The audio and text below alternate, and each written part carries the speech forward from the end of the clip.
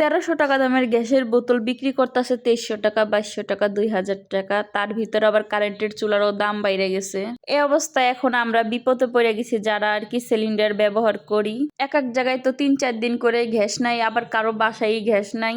আমার তো আবার রাইস কুকারও নেই। যাই হোক, এখন তো খাওয়া দাওয়া করা লাগবে, তো এই হিটার চুলাটা আর কি বানায়া দিছে আপনাদের ভাইয়া। আজকে প্রথমে এটাতে রান্না করতেছি, তার দেখবো যে আর কি রান্না করলাম সেটাই আপনাদেরকে দেখাবো। আর রান্না কেমন হয়েছে এটা অবশ্যই জানাবো।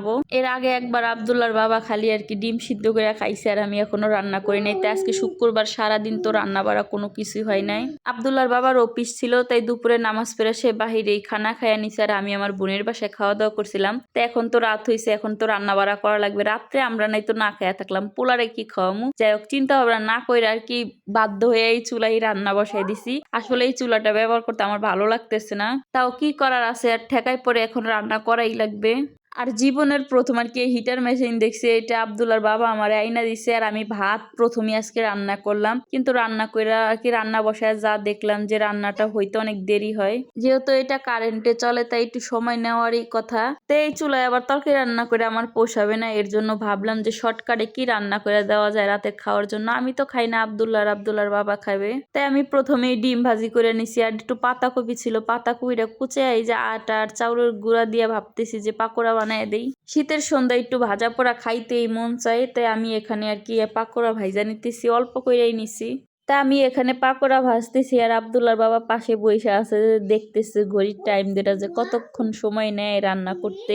আর এটার বিষয় আব্দুল্লাহর বাবা আমাকে যেটুকুই জানাইছে, এটা কিন্তু এক টান আর কি ১.৫-২ ঘন্টা চালানো যায় না। ১ ঘন্টা চালাই এটা ঠান্ডা করে আবার চালাইতে হয়। আর আমার কাছে এইভাবে রান্নাটা একটু ঝামেলাই মনে হইতেছে। তার ভিতরে ভাত বসাই দিলাম, প্রচুর সময় লাগে।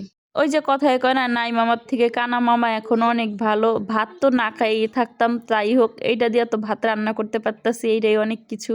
কিন্তু রান্নাটা আবার বেশি মন্দ হয় না, আমার কাছে তো ভালোই লাগছে খাইতে। আব্দুল্লাহর বাবা তো খায়া বললো যে এটা রান্নাই বেশি মজা লাগে, কিন্তু আমার কাছে কারেন্টের মতনই লাগলো। এটা কমানের বাড়ানোর কোনো সিস্টেম নেই, ডাইরেক্ট লাইন।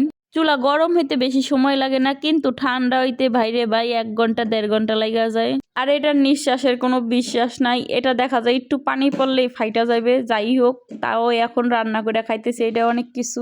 কার কার বাসায় গ্যাসের সমস্যা অবশ্যই কমেন্ট করে জানাবেন, আর আমার জামাইয়ের এই বুদ্ধিটা কেমন হয়েছে তাও আপনারা জানাইবেন। এবার ভাবছি একটা রাইস কুকার নিয়েই নিব, কিন্তু রাইস কুকার নিয়েই বা কি করব বাইরে বাই, যেই কারেন্ট বিল আমাদের মিটারে উঠে, কারেন্ট বিল দিতে দিতেই ফকির হয়ে গেছি।